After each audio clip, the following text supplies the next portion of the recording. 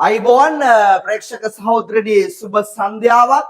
ශවේන්ද්‍ර සිල්වා ඇතුළු හිටපු ඇමතිවරු 26කට කෙලවෙන්න යන්නේ වත්කම් පවර ගන්න නීති විරෝධී වත්කම් විමර්ශනයකකින් විමර්ශන ආරම්භ කරලා සෙල්ලන්නේ.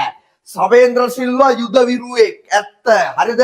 හැබැයි ඉන්න අනතුරුව ශවේන්ද්‍ර සිල්වාගේ ඇතන් ක්‍රියාකලාපයන් ඔහු වත්කම් උපයපු ආකාරය පිළිබඳව ලොකු ප්‍රශ්න සමාජය තුල තියෙනවා. ඒත් එක්කම තමයි තවත් 25ක් ඉන්නවා හිටපු කැබිනට් ඇමතිවරු ඇතුළු 25කගේ වත්කම් පිළිබඳව විමර්ශනය කරනවා.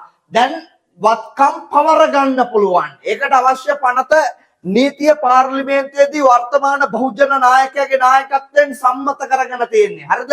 හොරා කාලා තියෙනවා කියලා නීති විරෝධී වත්කම් විමර්ශනයකගේ විසින් සිදු කරන විමර්ශන වලින් ඔප්පු වුණොත් නඩු දාන්න පුළුවන්.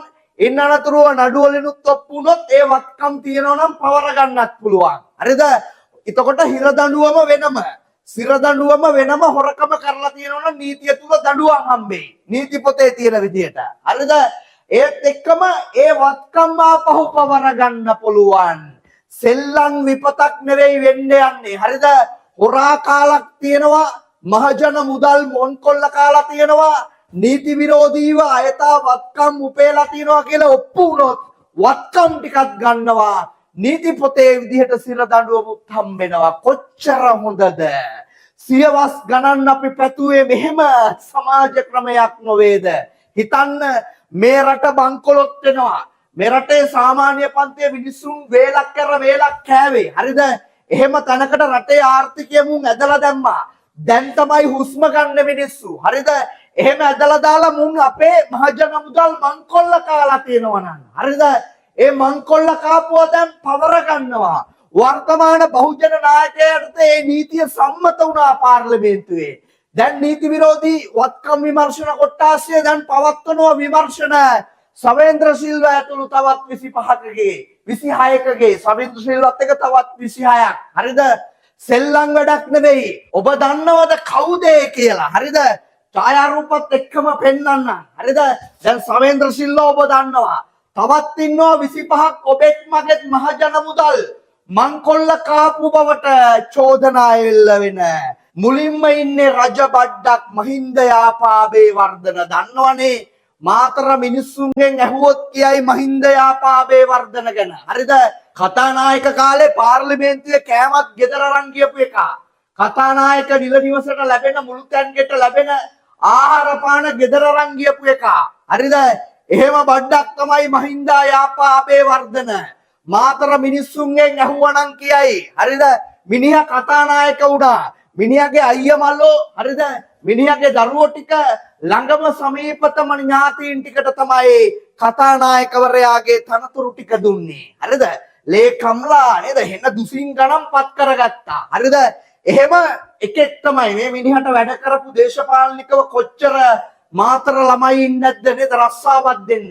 හැබැයි තමන්ගේ පවුලේ උන් ටික තමයි ඔබාගත්තේ. එහෙම ඔබාගත් එක නීති විරෝධීව අයථා ලෙස වත්කම් උපයූ බවට චෝදනා තියෙනවා. දැන් විමර්ශන යනවා. විමර්ශන වලින් ඔප්පු වුණොත් නඩු වැටෙනවා. නඩු වැටුණාන් පස්සේ දඬුවම් ලැබෙයි. ඒක ඇත්තක් නම්. හරිද? දඬුවම් ලැබෙද්දී එක පැත්තකින් ඒ දේපොළ පවර ගන්නවා. මරුනේ. හරිද? එක පැත්තකින් හිර දඬුවම්. මහින්ද යාපාබේ වර්ධන. මාතර මිනිස්සුන්ගෙන් ඇහුවනම් කියයි මේ අමුතක්කඩියා ගැන. හරිද? ලයිස්තුවේ දෙවෙනි තැන ඉන්නේ හම්බන්තොට මහින්ද අමරවීර. රජ බඩක්, ටොප් බඩක්, තක්කඩියෙක්කම මහින්ද අමරවීර කියන්නේ. හරිද? හිටපු නැති තැනක් නැහැ. ලැග්ග නැති තැනක් නැහැ. කාලයක් චන්ද්‍රිකාගේ රෙද්ද අස්සේ සාරිය අස්සේ. හරිද? සාරි පොටේ එල්ලිලා. තව කාලයක් මහින්ද රාජපක්ෂගේ සරම අස්සේ. තව කාලයක් සිරිසේනගේ සරම අස්සේ. අය රාජපක්ෂලාගේ සරම අස්සේ. දැන් සරම ගැලවිලා දබාන් දීන් දැන්. දැන් ඇමතිකනුත් නැහැ, മന്ത്രിකනුත් නැහැ, මුකුත් නැහැ. පිස්සෙක් වගේ හැසිරෙන මහින්ද අමරවීර මරු බඩක්. හරිද? හම්බන්තොට මිනිස්සුන්ගෙන් ඇහුවනම් මේක ගැන කියයි. හරිද? වෙන මුකුත් ඕනේ නැහැ. රාජපක්ෂලාගෙන් ඇහුවත්, තක්කඩින්ගෙන් ඇහුවත් කියයි මූ ගැන. හරිද? මූ හොරා කාපුවා. හරිද? වෙන ප්‍රබල ඇමතිකම් දරපු පුජ්‍යලෙක්. හරිද? හැබැයි සමාජයට පේන්නේ සුදු ඇඳගෙන මම තමයි හොඳ මිනිහා. මිනිහට දැන් චෝදනා තියෙනවා. වත්කම් තියෙනවා, උපයෝග විදියක් ඔප්පු කරන්න බෑ. චෝදනාව බරපතලයි. හරිද? දැන් විමර්ශන යනවා. හරිද? විමර්ශන වලින් ඔප්පු වුණොත් නේද නීති පොතේ විදිහට සිර දඬුවම්. පේනවනේ මහින්දානන්දලා එහෙම. පේනවනේ නලින් ප්‍රනාන්දු අර උතුරු මැද මහ ඇමති එස්.එම්. රංජිත් නෑනත් එක්කම ඉන්නේ. පේනවනේ විපත. ඔප්පු වුණොත් එහෙමයි. ඒත් එක්කම තමයි ඔප්පු වුණොත් වත්කම් පවර ගන්නත් පුළුවන් දැන්. සෙල්ලම් විපතක් නෙවෙයි වෙන්නේ. හොරා කාපු යොන්ට හිරේ යන්නත් වෙනවා, වත්කම් ටිකක් නැති වෙනවා. කොහොමද වැඩේ? ඒ තමයි බහුජන යුගයක වෙනස. හොරුන්ට වෙන විපත. හරිද? ඒත් එක්කම ලයිස්තුවේ ඉන්නවා චාමර සම්පත් දසනායක බදුල්ලේ පුවක් බඩුල්ලා. හරිද? මුටනම් කෙලවෙනවා, මූත් කෙහෙලිය වගේ කම්බ බඩක්. හරිද? මුගේ කෙහෙලියගේ වෙනස තියෙන්නේ මූ කඳ බඩ දාලා පච ටොන් ගණන් ලොරි ගණන් කෙලිනවා. හරිද? මොකක් හරි කිව්වහම කෙහෙලිය වගේම කම්බ හොරෙක්. හරිද? රාජ්‍ය අමාත්‍යවරයෙක් විදිහට ඉඳලා එප්පාවල පොස්පේට් විකුණපු විදිහම දැන් එළියට එනවා. ඒ කරපු වංචා ටික එක පැත්තකින් එනවා. අනිත් පැත්තෙන් ඌව පළාත් සභාව උකස් කරලා මූ ලෝන් අරන් බැංකු ලෝන් අරන් මුගේ පුජ්‍යලික ගිණුම් වලට දාලා. හරිද? එහෙම චෝදනා තියෙන පුජ්‍යලයා. චාමර සම්පත් දසනායක මරු බඩක් මූ නේ টොප් බඩක් යමන්කෝ වෙන දේ. හරිද? ඒත් එක්කම ඉන්නවා දිලුම් මමුණුගම. දන්නවද දිලුම් මමුණුගම? හරිද? දිලුම් මමුණුගම දැන් ඉන්නේ දිලිත් එක්ක. හරිද? මිනිහා රාජපක්ෂලා ළඟම හිටියේ. නෑමොලේගේ ළඟම හිටියේ. නේද? ප්‍රබල කැබිනට් අමාත්‍ය ධූරේකුත් දරුවා ගෝඨාභයගේ රාජපක්ෂ ආණ්ඩුවේ. ප්‍රබල කැබිනට් අමාත්‍යවරයෙක් ගෝඨාගේ ආණ්ඩුවේ. හරිද? එහෙම හිටපු දිලුම් මමුණුගම මිනිහටත් තියනවලු අයථා වත්කම් විපීමේ චෝදනා. අයථා ලෙස ඔබේ මගේ මහජන මුදල් මංකොල්ල කෑමේ චෝදනා. විමර්ශන යනවා. විමර්ශන වලින් කරුණු තාවුරුනොත් නඩුදායි. නඩු වලින් වැරදිකරුවෙක් වුණොත් සිර දඬුවම් ලැබෙයි නීති පොතේ විදිහට. ඒත් එක්කම අර උපයාගත්ත ඔබෙන් මගෙන් මංකොල්ල කාපු මහජන ධනයත් ආපහු ගන්නවා. සෙල්ලම් නෑ වැඩේ. දෙකම වෙනවා. සිර දඬුවමත් ලැබෙයි. හරිද? නීති පොතේ තියෙන විදිහට. ඒත් එක්කම අනිත් පැත්තට ඔබේ මගේ කොල්ල කාපු මුදල් ටිකක් ගන්නවා. අනිත් පුජ්‍යලයා තමයි රෝහිත අපේ ගුණවර්ධන. පයාගල රේල් ගේට් එකට කතා කරන්න පුළුවන් නම් රෝහිතයා ගැන කියයි, රත්තරන් ගැන කියයි. මුට නයා ගැව්වා කිව්වා යම් ප්‍රකාශයක් ගන්න දෙන්න කිව්වහම. එහෙම එක රෝහිතයා ඉන්නවද? පහුගිය කාලේ ඉතාලියට ගොස් බෝට්ටුවකින්ද නේද? මොකෙන්ද පැනලා යන්න ගියා කිව්ව නේද මූ? පේන්න නෑ. රෝහිතයා රත්තරන් කළුතර ඌ පේන්න නෑ. උටත් තියෙනවා බරපතල චෝදනාවක් නීති විරෝධී වත්කම්. වත්කම් මම හිතන්නේ නේ හිතා ගන්න පුළුවන් නේ රෝහිතයාගේ තරම ආය මරු වඩක් කළුතර මිනිස්සුන්ට කතා කරන්න පුළුවන් නම් කියයි. හරිද? පයාගල රේල් ගේට් එකට කතා කරන්න පුළුවන් නම් රත්තරන් ගැන කියයි. අම්මු තක්කඩි මේ දේශපාලන ක්‍රමය මේ සමාජ ක්‍රමයට ගිනි තිබ්බ මේ රටේ මිනිස්සුන්ගේ අයිතීන් සූරා කාපු නම්බර එකේ බඩක් තමයි මූ මේ රෝහිතයා. හරිද? යමන් කොහොම හරිද? ඒත් එක්කම පවිත්‍රා වන්‍යාරච්චි රත්නපුරේ රුවන්පුරේ පවිත්‍රාගේ දන් නේද? තියෙන පවිත්‍රත්වය ගැන නේ රත්නපුරේ මිනිස්සු කියයි. හරිද? හොඳ බඩක් කම්බ බණ්ඩක්. හරිද? පවිත්‍රත් වත්කම් උපයලා තියෙනවා කියලා චෝදනාවක් එල්ල වෙනවා පවිත්‍රටත් නීති විරෝධීව. හරිද? පවිත්‍රගේ ස්වාමි පුරුෂයා කවුද? කංචනද කවුද නේද? අන්න මිනිස්සයත් එක්කම හම්බෙයි. හරි? තත්ත්වය ඊටාම බිහිසුණුයි. රාජපක්ෂලාගේ විශේෂම බැසිල් රාජපක්ෂ ළඟ läගලා අන්තිමේදී රාජපක්ෂලාට හූ තියලා රනිල් ළඟ läගලා දැන් ආතක් පාතක් නැතුව ඉන්නේ පවිත්‍රගේ පවිත්‍රත්වය යමන් කොහොම. හරිද? ඒත් එක්කම කංචන විජේසේකර මහින්ද විජේසේකර දිහා බැලුවා නම් හරිද? මහින්ද විජේසේකරට වෙලා තියෙන විපත හරිද? මෙලොවදීම පළ දීලා තියෙන්නේ කාංචනගේ තාත්තට. හරිද? කාංචනයට හැදෙන එකෙක් නම් ඒ දිහා බලලා හැදෙන්න පුළුවන්. සබහා ධර්මයේ නඩුවහන විදිය කාංචනයට කියලා දෙනවා නේද? හරියටම තමන්ගේ තාත්තා මහින්ද විජේසේකරට වෙලා තියෙන විපත බැලුවා නම් හිතන්න. හරිද? මුන් හැදෙන්නේ. හරිද? අමු තක්කඩියෙක් අමු කේවට්ටේ. හරිද? ඔබ දන්නවද? පහුගිය කාලේ අර රනිල් වික්‍රමසිංහගේ ආණ්ඩුවේ එහෙම ඉඳලා මහජනතාවගේ මහජන මතය පාගපු මහජන මතයට ගල් ගහපු තක්කඩියේ කේවට්ට කතා කිය කේප්ප කතා කිය යමන්කෝ උඹ හරිද සෙල්ලන්නේ ඉන්ධන පිරවු මල් එහෙමත් තියෙනවා හරිද සෙල්ලන්නේ කංචනයෝ හරිද විපත ඊටාම දරුණුයි හරි විපත ඊටාම බියකරුයි ඊටාම වේගෙන් නේද මේ තක්කඩිය දිශාවට විපත ඇදී යනවා කංචන විජේසේකර පරිසංවයන් හරිද අයථා ලෙස වත්කම් උපයූ බවට කියන ඒ චෝදනා එල්ල වෙන ලයිස්තුවේ උඩින්ම රජ අකුරෙන් තියනවා කංචනයෝ හරි එතකම තව නමක් තියනවා මරු නමක් සාගල රනිල්ගේ සාගලක් ඉන්නවා සෙල්ලන්නේ යකෝ හරිද රනිල්ගේ සාගලක් ඉන්නවා සාගලට කෙලවිච්ච දාට තමයි කෙලවෙන්නේ හරිද කොහොමද සාගල ඇතුළට එහෙම යන්න වුණොත් හරි සාගලට කෙලවුණොත් කොහොමද හරිද ඉතකන් ඉඳීද යන්නෙත් නේ නේ එහෙමනේ නේ යමන්කෝ විපත ඊටාම සරයි සාගලට කලින් 100ට යන්න වේද දන්නේ ඇතුළට හරිද මාමිත්‍ර අනුරන්න බාර් පර්මිට් කේස් එක ඇදගෙන යනවා LRC ඉඩම් බෙදපු විදිය මාමිත්‍ර අනුර ඇදගෙන යන්නේ කොයි මොලේ හරි අර වෙඩිමට ගිය සිංගප්පූරුවට ගිය මිත්‍රයා කුදලන එන එක එනවමයි හරිද ඒක වෙනම යටින් වැඩේ යනවා 100ට වදිනවා වැදිල්ලක් උතුර දකුණ නෙවෙයි අඹුඩ කොටේ පිටින් මුහුදට පයින්න හරි සාගලට කෙලවුනහම තමයි මරුනේ දන්නවනේ සාගල හරිද ඒක මරු වැඩක් හරිද දැන් බැසිල්ට ඉන්නවා සාගර දන්නවනේ බැසිල්ගේ සාගර හරිද රනිල්ට ඉන්නවා සාගල මොකද්ද ගැළපීමක් තියෙනවා ඈ ඔබ හිතන්න රනිල්ට ඉන්නවා සාගල හරිද බැසිල්ට ඉන්නවා සාගර දෙන්නම බලන්න